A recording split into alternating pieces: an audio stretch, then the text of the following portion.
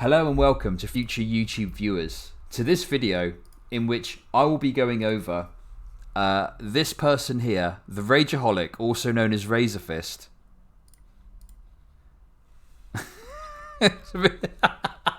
It's a bit small. So this dude is peak anti-SJW cringe. Incredible stuff. I mean, look at this. Look at this.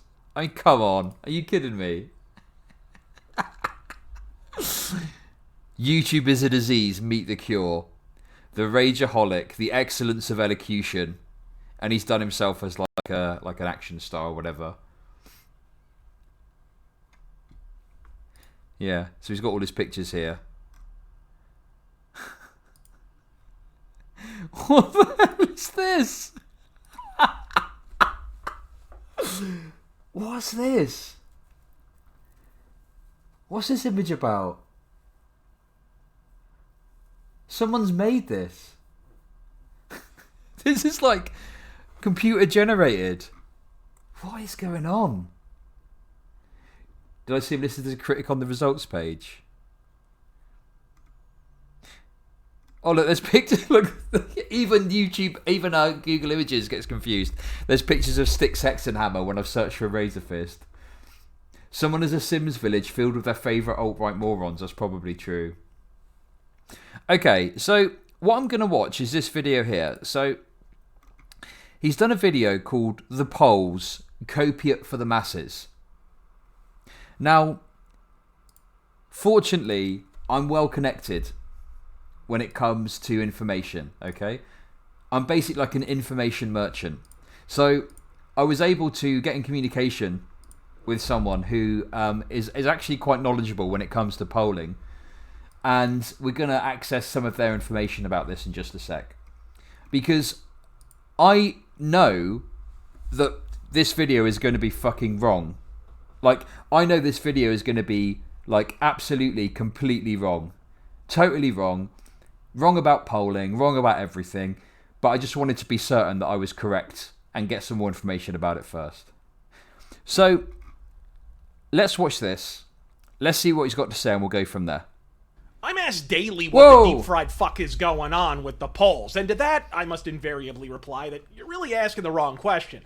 The real question you want to ask is what the pan-fried fuck is going on with the pollsters, and the answer is same shit, different election cycle. Expect polls to narrow the next 2 weeks, not from Trump pulling even, but due to pollsters attempting to salvage post-election credibility.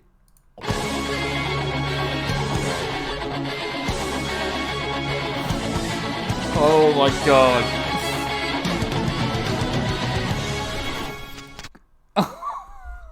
Oh my god, I'm cringing so hard. Oh, what is this?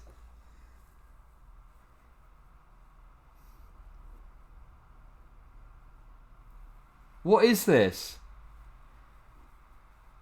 Why do they all have such fucking fancy animations for the start? It's like he's an IRL Ransona. He is an in real life Ransona, basically, yeah. It seems only yesterday when pundits were trumpeting in late July how Biden's lead was utterly insurmountable. Fast forward to early October, many of the same polls show it officially fucking surmounted, while others are yet more apocalyptic with laughable 12 and 15 point. Biden still double-digit national lead over Trump and NBC. Yeah. I mean, this is all correct. This is all correct information from the mainstream media. Fucking leads. Laughable not because those leads belong to Biden, but because to argue anyone is rocking a double-digit advantage in a political environment so stratified that half the country would deny grass is goddamn green if the opposition... Wait, I'm getting confused with what's going on here. What the fuck is he talking about? Why does he have to use such fucking words? Why can't he just speak fucking normal?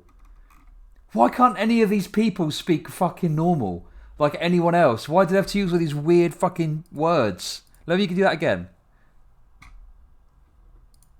Laughable not because those leads belong to Biden, but because to argue anyone is rocking a double-digit advantage in a political environment so stratified that half the country would deny grass is goddamn green if the opposition asserted it to be so. As I already alleged in my poll position rant, the polls are effectively fucking valueless at this point, at best providing an occasional illustration of which candidate is gaining momentum and which is going down, and enough flames to be confused with a Minneapolis police precinct. Do I know who's winning?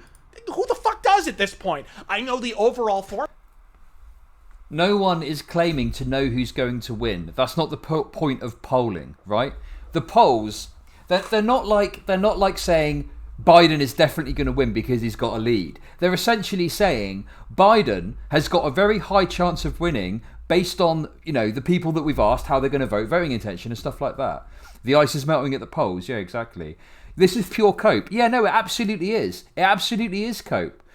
These people don't like the fact that the polls are swinging against them. It is sad. It's very sad. It's extremely sad. It's sad. Now, the thing is like, you know, looking at the polls, you can say, oh, Biden's got like a really strong chance of winning.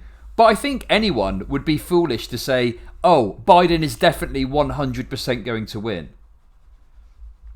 Do you see what I mean? It's and maybe there are people making that argument and stuff like that, sure. But to come out with this video to say, oh, they're meaningless, they're worthless, they're stupid, that's essentially what he's trying to do. He's trying to denigrate the polls, trying to cope with the fact that Biden is currently more popular than Trump. What will happen? The polls have gone genuinely better and it was shown during the primaries. What will happen to reactionary YouTube if Trump loses? I think some of them will actually kill themselves. Like, I think, unironically, some of them will just top themselves. They won't be able to take it. That'll be it. Bill Mitchell's going to be on fucking suicide watch, okay? Bill Mitchell's going to be on fucking suicide watch if Trump loses. It's going to be... Someone needs to check on him. Make sure we're checking in on Bill Mitchell every fucking day if Trump loses. Formula is not favorable to Biden, and indeed, I suspect even the most ardent Donald Trump voodoo doll puncturing lefty on the planet would have to admit at this point that in the long line of phenomenally fucking stupid ideas the DNC has generated in the past, 4 decades, running the vice president of an administration whose mounting unpopularity literally created Trump against Trump is among the most inexplicable fucking stupidity ever devised. And for all the saber-rattling about the Rona and rioting costing Trump, that dynamic really remains in place. Okay, listen, sometimes they make one good point, okay? I mean, I don't know. The problem is, like, Bernie just wasn't as popular offline as he was online. Like, that was just the way it was, unfortunately. I don't know. Like, would Bernie have definitely won? Do you think Bernie would definitely have won? I always think about Corbyn. And what happened with Corbyn. And by the end, Bernie would have lost. Bernie was dissed by the media at every turn. Well, that's what I'm talking about. Because I remember with Corbyn, like, Corbyn, it got to the point in 2019... You think Bernie was polling well? Bernie's not anti-Semitic. Yeah.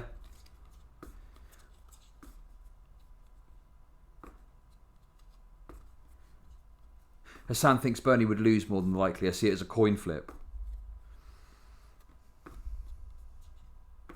Like, do you think Biden's got a better... do you think Biden is better placed to win than Bernie? Like, I think that's an interesting thing to think about. Do you know what I mean?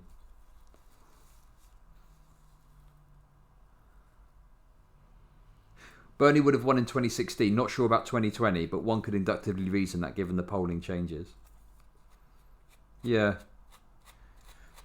But in any case, you know, I do think that there is a valid criticism of the DNC, you know, potentially. But anyway, let's continue with this unhinged rant and let's see what else he's got to say. And I personally predict, barring historic voter fraud, Biden will be incapable of overcoming it. Look, general elections are won by general optics, and while some may blame Trump for the rioting, even as Biden campaign staffers bail them all out of prison. Wait, so hang on a sec. Just because this apparently Biden campaign staff bailed them out. That doesn't mean Trump isn't responsible for the fucking rioting. Are you kidding me? I mean, to be fair, there's a lot that went into that rioting. I think that the way Trump handled it was really bad.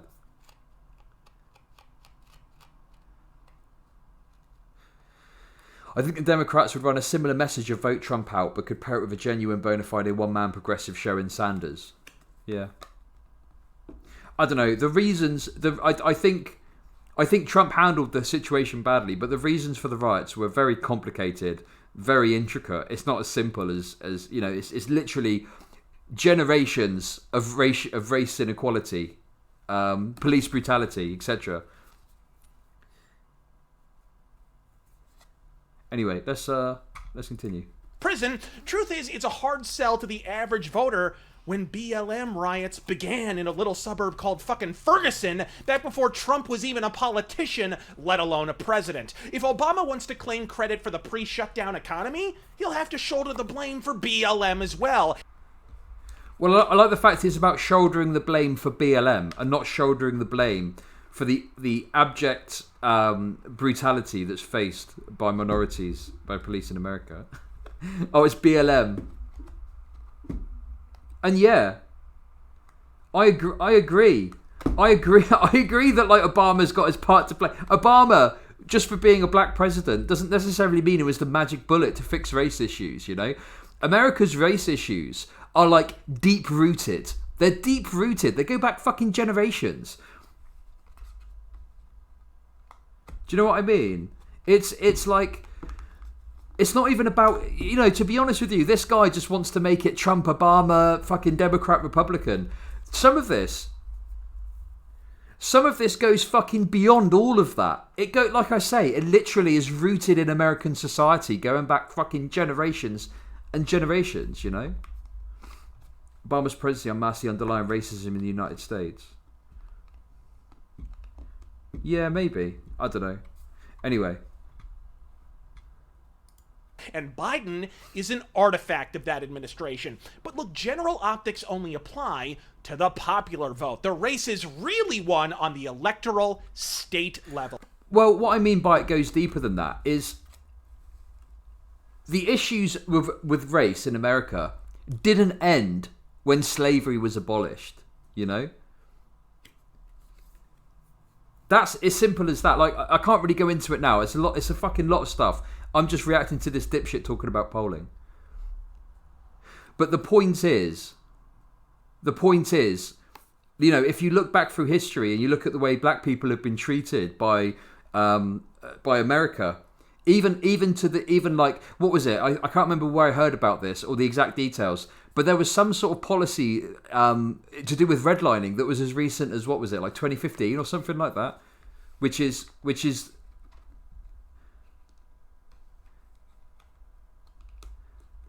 Wait, Britain should recolonise?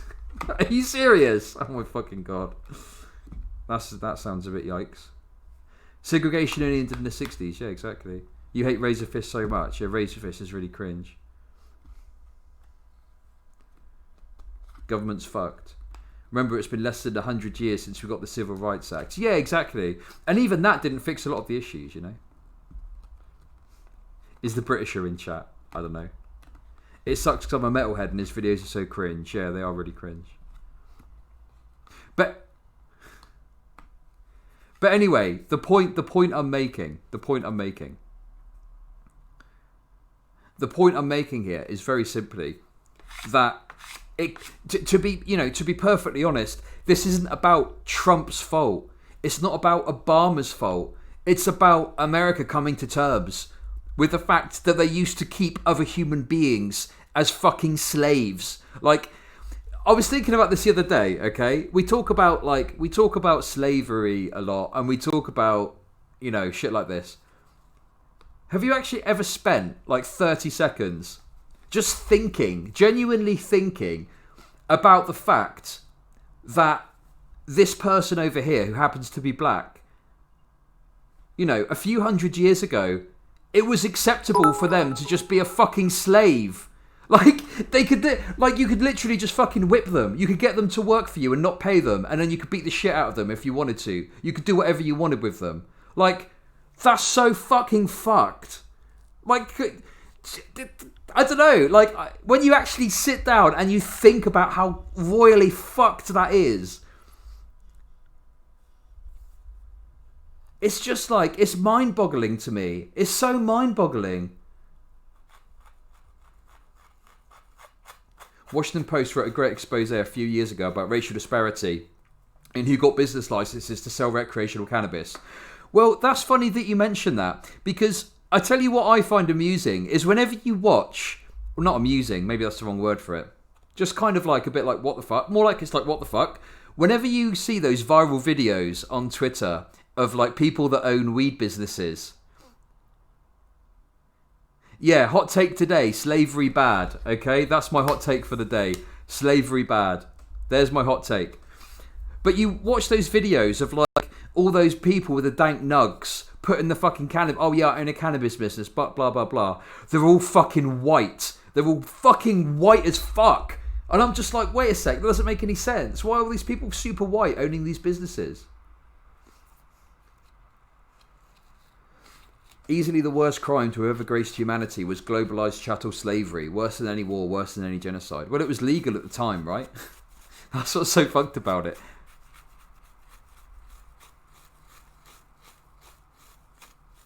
So yeah, that doesn't surprise me that there's a disparity there. That's an interesting article, though. Anyway, I'm going off on a tangent. The point is, this goes beyond Trump, Obama, etc. And further to that, with that in mind, the fact that it does go back in, you know, going back history, the fact that you would lay that, try and lay that at Biden's feet. What? Before he's even fucking president. I mean, yeah, he was vice president, sure. But again, it doesn't even... Oh, God, I don't fucking know. This dude's fucking stupid. That's all I've got to say about it. While Pennsylvania's just as nail-bitingly close as it was in 2016, other supposed battlegrounds like Ohio and Florida have vacated toss-up status entirely and appear to be full-blown fucking red. Hell, 5 minutes after Biden removed his earpiece after the debate in fucking Ohio, might I add, he was already on a plane for somewhere the fuck else. You don't do that if you're within striking distance in a so-called purple state. You get off your ass and you fucking campaign there. Yet Nate Silver seems just as certain as he was in 2016 that Trump is losing this thing. Mixed data this AM. Okay, let's continue. All while actual pollsters helpfully point out he's routinely skewing his polls pro-Biden to the tune of as much as 15 fucking points to reflect what he calls a working-class rebellion against Trump that appears to emanate exclusively from his suspiciously shorn skull. Further proof of two things. Mainstream polls are intended to shepherd public opinion rather than recount it. And two, Nate Silver is not a crystal ball just because his head is slowly turning into one. I love it when people that look like this try and fucking mock other people for their appearance. I try not to do it anymore. I try not to mock people for their appearances. But it's like, oh God, there's an account on Twitter. Is it Trill? I think they're called Trill or something like that. I actually feel bad for the dude because he's you know, not a conventionally attractive dude at all. But he's constantly mocking other people for the way that they look and trying to dunk on them for it. And I'm just like, why would you do that? Why would you open yourself up to that? Okay, my perspective is no one should mock anyone for the way they look, okay? In this interlude anyway, listen, I'm going to pull in this thread, okay? So, friend of the show, controversial online figure, Dario Rahim, okay? Did a really good thread. Controversial leftist figure, controversial so-called leftist Dario did this thread, which I thought we could quickly go through, just to kind of push back a bit on what he's saying about the fucking polls, because this is one thing that I notice when it comes to people talking about polling is they'll constantly compare it to 2016, because famously in 2016. The polls pointed towards Hillary winning, but then Donald Trump won. The polls were cucked. So listen, let's go through this Mucho Texto thread that Dario's put together.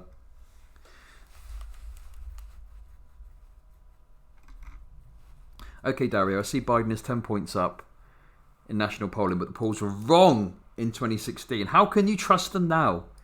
Here's a useful thread. Warning, Mucho Texto. The polls were wrong in 2016. This shows a misunderstanding of how polling works. In 2016, the latest polls up before the election showed Clinton was up 3 points nationally. Most polls have a 3-point plus minus error margin with a 95% confidence interval. So this, contrary to popular belief, does not mean a 95% chance the result is correct, but that 95% of the possible outcomes fall within this 3-point range. The most likely outcomes being closer to the proposed result and less likely outcomes branching from there.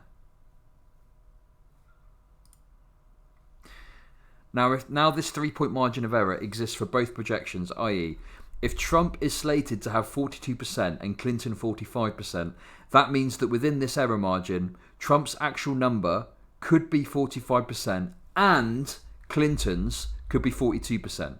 This is within the range of possibilities, however slim. So it goes both ways, basically. So the 3-point margin of error can go either way. That makes sense to me. This is in fact a 6-point total swing that is possible but unlikely, however still predicted under the statistical uncertainty of the polling. Now obviously the job of the pollsters is to get as close as possible to the actual results every time and to lower uncertainty. Now the national popular vote polls of 2016 were actually even closer than you think, since Hillary won the popular vote, which is what they tried to predict. However, the issue was, in some state polling, a main problem in hindsight was the lack of weighting by education. In 2016, many pollsters did not adjust for education levels in the samples, and that seemed to be a major factor in people's preference in Trump versus Hillary. This has been analysed. Is there a graph I can look at? Listen, I'm not interested in more Mucho Texto. Give me a fucking graph, okay? Just give me a fucking graph, will you?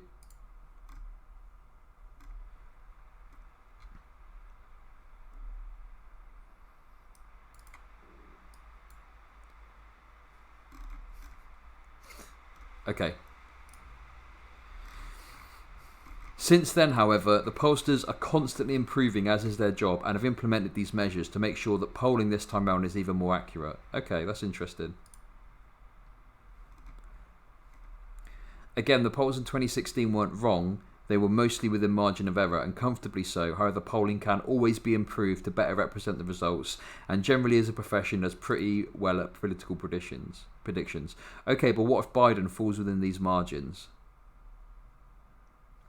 Generally, when we try to get an accurate picture of how the election is going, we want to collect what's called an aggregate of polls. An aggregate is a combination of all credible polls that fall within certain criteria, because generally the more credible data you have, the lower your error margins are. However, it is important to adjust for big outliers on both sides and a pollster's general record. There are many sites that do this. The most famous ones are 538 and Real Clear Politics. They will collect all credible registered pollsters and do an aggregate for you. This makes it super easy to get a good view on both national and state polling.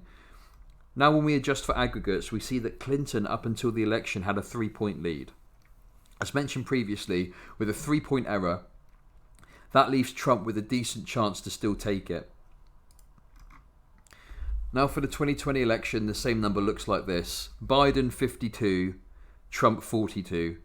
With a 3-point error margin, with the best possible result for Trump, this is still way outside what a victory possibly could look like. Now obviously popular vote alone doesn't give you the victory. You could still win the Electoral College without winning the popular vote. However, state polling does not look much better for Trump right now. In order to win, Trump would have to win the following states that Biden has a lead, from the slimmest to the broadest lead. So Georgia, plus 0.1, ME2, NC, AZ, I don't know all these, FL, NE, PA. Listen, I'm not fucking American, okay? But you probably get the idea if you're American. Suppose Trump makes a magical upset in each and every state and takes it with a margin of error. He would still have to win Pennsylvania, which is currently outside margin of error, for 3 points. Holy shit.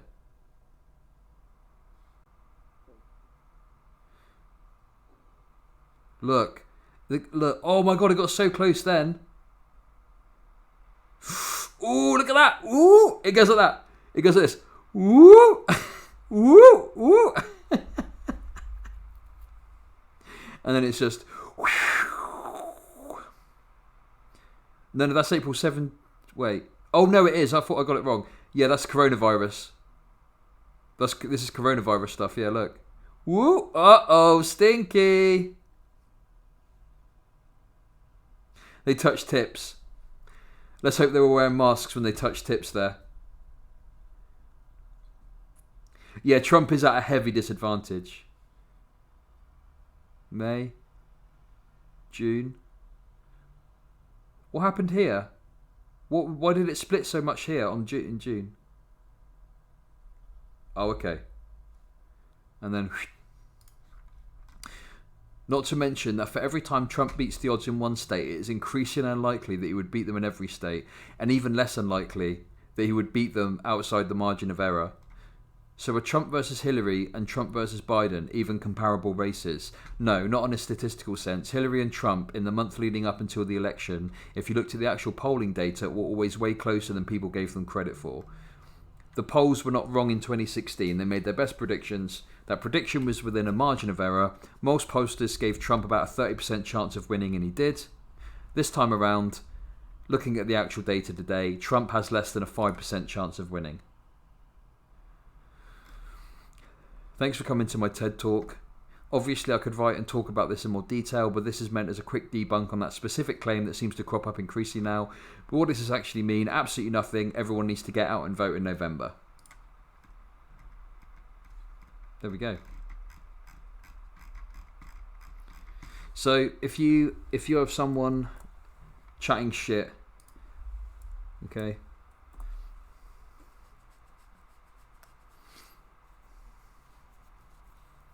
I think at this point, you know, it's safe to say, like, just go vote. That's the best thing you can do. And whilst obviously, and the thing is, the biggest issue, the biggest challenge, it's not Bernie or Busters. Okay, Bernie or Busters are a statistical insignificance. It's not Green Party voters or people that vote third party. They are also a statistical insignificance. The true voting base that people need to get to vote are the people that don't vote. It's the people that don't vote. They're the people that need to be reached to get out to go and vote. They're the ones that will make a difference. Okay? It's about the apolitical people, the people that don't vote, the people that are maybe on the fence. Yeah?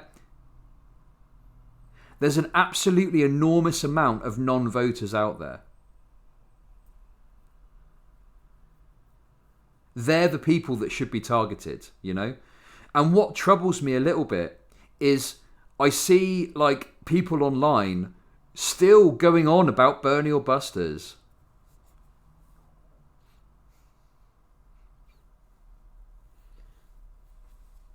I'm just like, it's not worth your time. It's not worth your time flexing on these people, you know?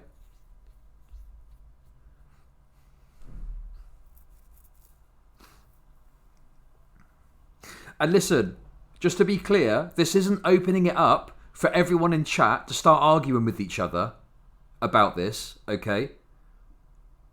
Because I'm not interested in having that conversation. Okay? Forget that shit.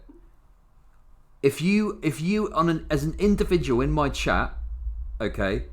If you as an individual in my chat aren't up for voting Biden, that's fine. That's fair enough, okay? You do you. But the point I'm making is to anyone that wants to try and win over the vote, yeah? You're better off, and this is to my point, rather than arguing with someone in my chat about it, go and phone bank for Biden for an hour. That's a better use of your time than fucking arguing with someone in my chat about it, okay? So, you know, unless you're going to go and do that, let's not get into it, okay? Let's keep watching the video. Let's move on.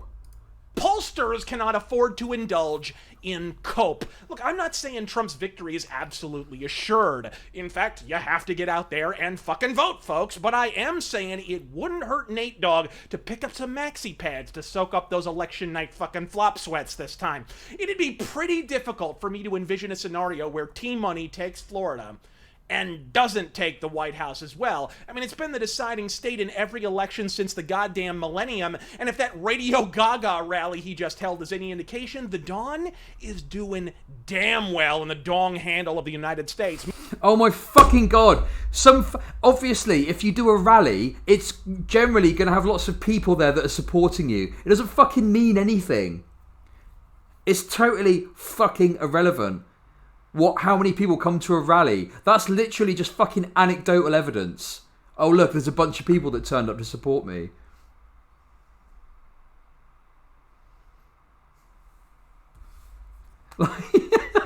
Oh yeah, wow, what a shocker. A bunch of people come into your fucking super spreader rallies. Doesn't matter. There's a number of reasons. So for example, broadly speaking, yeah, Democrats, like there's this meme that's going about, oh, why is it Republicans are getting the coronavirus so much and Democrats aren't as much? Because fucking Republicans don't take it as seriously. They have these fucking crazy rallies where everyone just turns up maskless, sits within a fucking centimetre of each other, literally just fucking blowing particles in each other's faces. Literal mask off, yeah? So perhaps one of the reasons that maybe some of the Democratic rallies are a bit quieter is because they actually take coronavirus a bit more fucking seriously than these people do, you know? And it's not even these people's fault really individually. It's because fucking the Republicans have created this death cult around coronavirus and they just promote the absolute most absurd fantasyland conspiracies about it. And you've got Donald Trump downplaying the fact that he fucking called it as well. Yeah, exactly. How has it become a right versus left issue? It's a bipartisan issue. Guess what? Coronavirus doesn't fucking care what your political affiliation is. It will still infect you and kill you just the same. But the fucking Republicans decided to fucking initiate some death cult baby brain bullshit over this. And these poor people are paying the price. These poor fucking right-wingers who don't know any better, who believe what everything their fucking God Emperor says, come to these rallies that literally are just particles flying everywhere in each other's faces.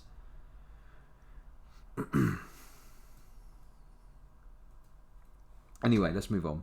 Meanwhile, Biden's holding rallies in the oft-alleged yet never proven battleground of Arizona in the middle of a major intersection, meters from a fucking light rail station, and still draws a crowd that makes a decoupage class look like Rockin' Rio. You'd see more bodies in Kamala Harris's sexual history. And why wouldn't you? After all, that rally combined two of the DNC's inexplicable obsessions: worthless mass transit projects and AstroTurf rallies attended by staffers fucking exclusively. Yeah, look, they're socially distanced, you fucking idiot. They're socially distanced because they're taking the coronavirus seriously, you fucking moron. What is wrong with these people? They're so fucking brain dead. They don't get that there's a fucking coronavirus happening. It's the same with Tim Pool. Tim Pool was there like, oh, well, you can come into the studio for an interview, can't you? It's like they don't even fucking think that there's a fucking pandemic on. It's wild to me. These people have got no fucking perception of how dangerous this shit is.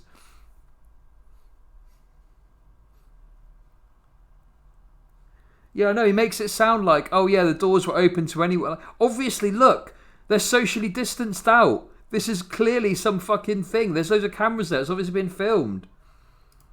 If Democrats actually gave half a flying fuck about the state they're trying to flip, they would have warned them of their error before it was fucking committed. You made two mistakes, Grandpa Joe. One, just because a bunch of billionaire developers from California stuck us all with a shitty Mr. Rogers trolley doesn't mean we are California. At least not yet. The light rail is for crackheads and crack dealers. Holding rallies in front of an... What's this about? What's this all about?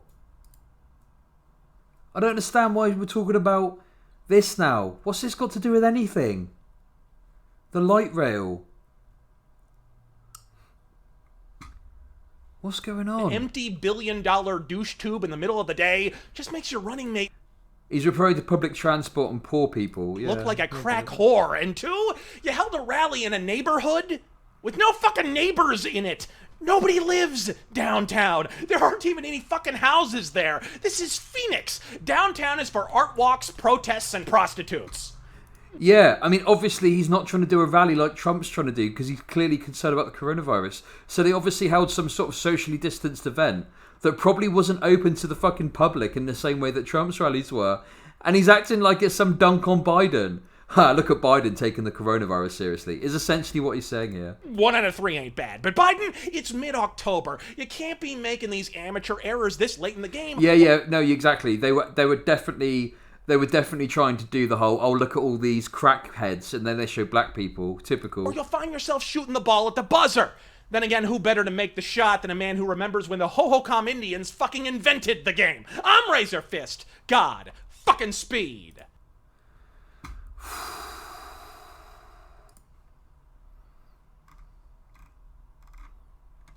Look, the only thing I'm going to say, okay? Imagine the look on his face if Trump lost, okay? That's what's keeping me going through all this. That's what's keeping me going. That's why I think that you should go and vote for Biden. Forget everything else, okay? Imagine this dude's face if Trump loses. Imagine the look on all their faces. Imagine Twitter. Imagine fucking Twitter the day after. Oh my fucking God, it's going to be so great.